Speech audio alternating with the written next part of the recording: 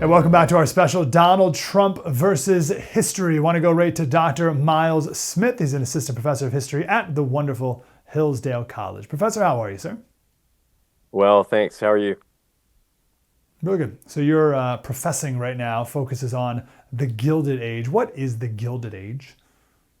The Gilded Age is this era between the end of the Civil War and 1900 or the beginning of World War I. It's really where you have the development of American capitalism as we know it, the idea of the American nation as we know it today.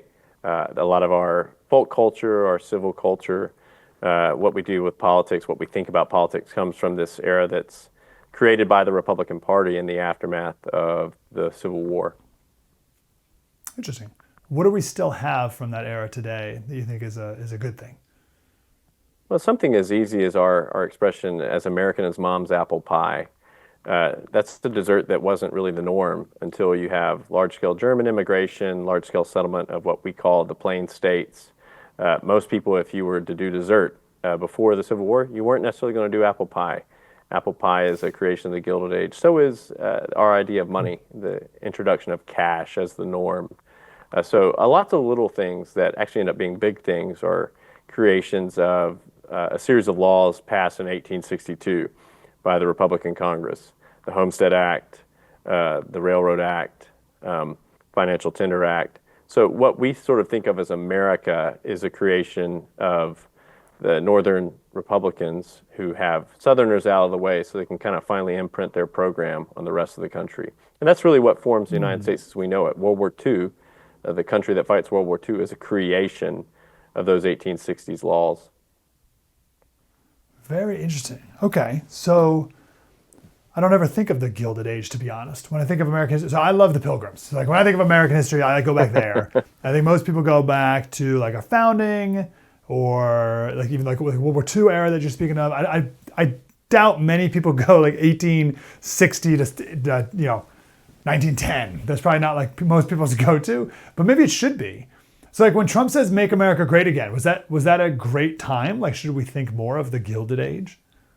Yeah, I think for Trump, whether he realized it or not, he is kind of hearkening back to the Gilded Age. The idea of American greatness, American world greatness, is a creation of the Gilded Age. We go from being a regionally powerful republic in 1861 to being almost a global power by 1900, and certainly a global power in the aftermath of World War I. A lot of the growth of American cities, even the very name Gilded Age, this idea of we have a shining sort of powerful economy that creates shining, powerful cities. All of that comes out of the Gilded Age. The growth of American industry, for example, is a Gilded Age creation. And Trump, for example, cares a lot about indigenous American economy. And so for him, I think he's looking to the Gilded Age, whether or not he necessarily is specifically referencing or not. Yeah, what does gilded mean? Where did that come from? Gilded comes from a Mark Twain novel. Mark Twain wrote a novel with another man. It was called The Gilded Age, and gilded means sort of gold-plated, gold-tilted, gold-tinted. Excuse me. You put gold on something to make it beautiful, and so for Twain, there's sort of a criticism here too. He thinks that the Gilded Age is somewhat shallow, even as it's beautiful. Yes. He's sort of questioning the moral strength of America in the Gilded Age. The Gilded Age ends up being more enduring than Twain probably realized it would be. But it means it's sort of gilded as we think of it today. And so shining, things are beautiful. The idea of these glowing sort of golden tinted cities that we think of. If you've seen something like, for example, Thomas Kincaid portrait, that type of portraiture comes from the Gilded Age. That's funny you say that, because when you said Mark Twain, my first instinct was it was a criticism, that it's like we're merely gilded, we're something like a bit rotten, perhaps even dipped in something that looks like something shiny like gold, but not really. What do you say to that criticism of his? I like Twain a lot, and I agree that most of his criticisms are interesting, and usually they're very useful, but I think he undersells the Gilded Age quite a bit. I tell my students, I think the Gilded Age lasts at least for 100 years. I mean, you look at the growth of, for example, the American Midwest. I'm from the South. I live in the Midwest.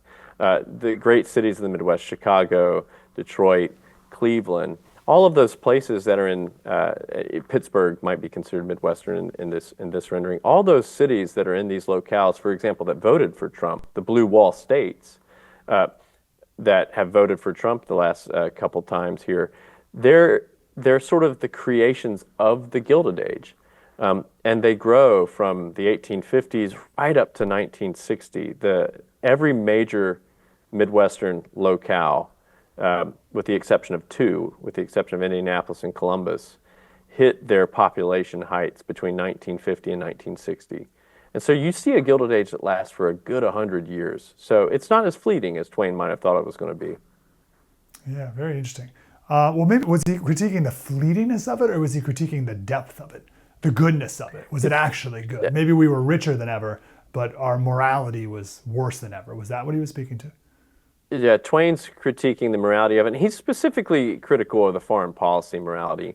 I think one of the reasons why someone like Trump represents an interesting case is he likes what, say, Twain might have liked about the Gilded Age in a strong economy.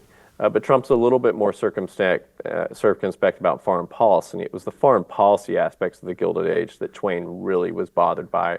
The Spanish-American War, the idea of American intervention broadly in the world. So in Trump, Twain sort of gets to have his cake and eat it too. He has what he might have liked about the Gilded Age, and not so much what he criticized about it. Interesting. Tell us about some of the presidents of this Gilded Age. Where does it start? Yeah, so what's interesting, I think the first Gilded Age president, in a lot of ways, Abraham Lincoln.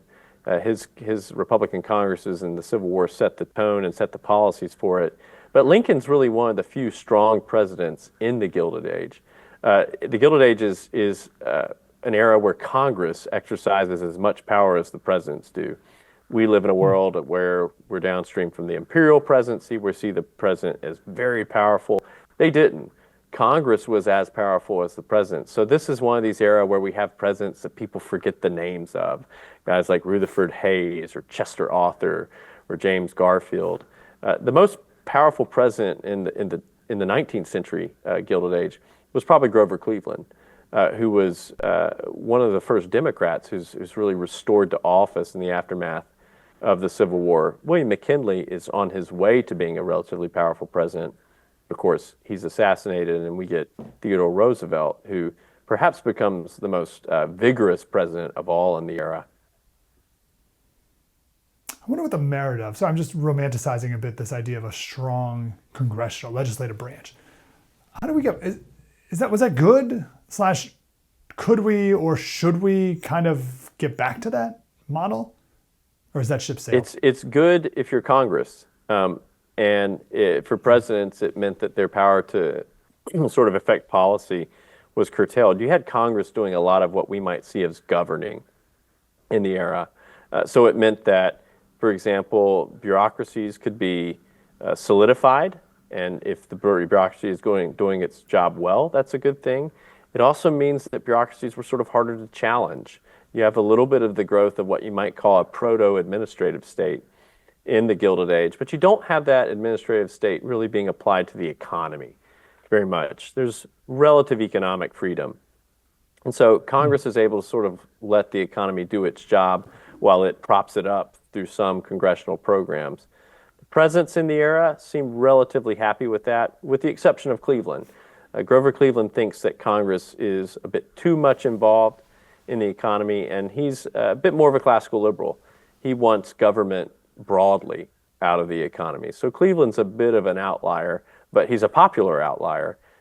He's obviously elected in 1884, turned out of office, in 1880. He comes back to office, in 1890. So he's not the most popular guy in a lot of people's conception, but he ends up winning a second term because people realize, oh, maybe he was right. And so Cleveland wants the government really out of the economy. He's not necessarily someone who doesn't believe at all in government power. He just doesn't want it applied to the economy. Interesting. Is there anything about those forgotten presidents that kind of stand out a little bit compared to Trump or the era we're in right now? Cleveland's probably the one that people could go back to the most as sort of having some analogous thing. Rutherford Hayes serves one term. He's replaced um, by James Garfield, who is assassinated, and his vice president, Chester Arthur, serves the remainder of his term. So neither of them have huge presidential legacies. Cleveland's the one with the biggest presidential legacy in the era, for sure. What do you think stands out? What would you compare to Trump? And then I'll give you the follow-up to that is, what lesson do you think Trump and we could learn, maybe mistakes that were made, so we can not repeat them? Yeah, so the thing that stands out for Cleveland is he's pretty committed to letting the people rule. He doesn't want a lot of government intervention, but likewise, he has a really strong conception of what the United States is. He's not going to mess with your tax rates. He's not going to try to get the government to tell you what you can and can't grow. But if you mess with the power of the American nation, Grover Cleveland's going to do something to you. He sort of has this idea that the nation needs to be protected. So government for him is really protecting a sort of a national idea, the national populace. It's not trying to be a sort of school marm or a sort of babysitter that tells you everything you need to do. So he believes in a powerful government, but he doesn't want that powerful government sort of mixing or sort of messing with governmental economic policy to the extent that it's going to tell the people what they have to do. Trump seems to sort of feel a little bit the same. I know his new administration is talking about significant sorts of deregulation. So deregulation in the economy combined with a strong national defense, that's sort of Cleveland's MO. Cleveland's not, however, an imperialist. And I think this is another thing that we can learn. Cleveland believes in strong national defense, but he's not wanting to go put American power in every potential hotspot on the planet. And so in this sense, I think that this does stand out. He's not as much an imperialist as, say, William McKinley is, or Benjamin Harrison, the two presidents that kind of bookend his presidency. He's not as interested in empire as either of them, while also being someone who's willing to use the power of the federal government, for example, against strikers, for example, against any sort of labor violence, socialist-leaning labor violence. So these are all things that Cleveland stands out.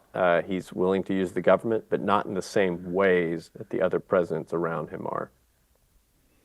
I'm looking forward to learn more. You've inspired me to learn more about this Gilded Age. In general, what do you think we can take from it today, this era of our history, that you'd like to maybe see a resurgence of? I think taking the economy, the national economy, seriously is important. Having an economy that can sort of be both vibrant in its international trade while also able to sustain itself internally. This was sort of the secret sauce of the Gilded Age.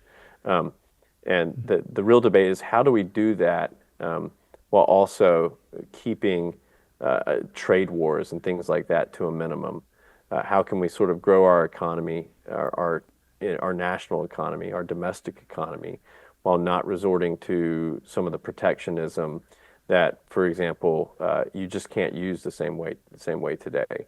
We live in a different world than the Gilded Age, but we can learn from their dispositions. They cared a lot about the United States. They thought the United States was a good thing, and they wanted to protect the economic United States, the political United States, and the idea of the social and cultural United States.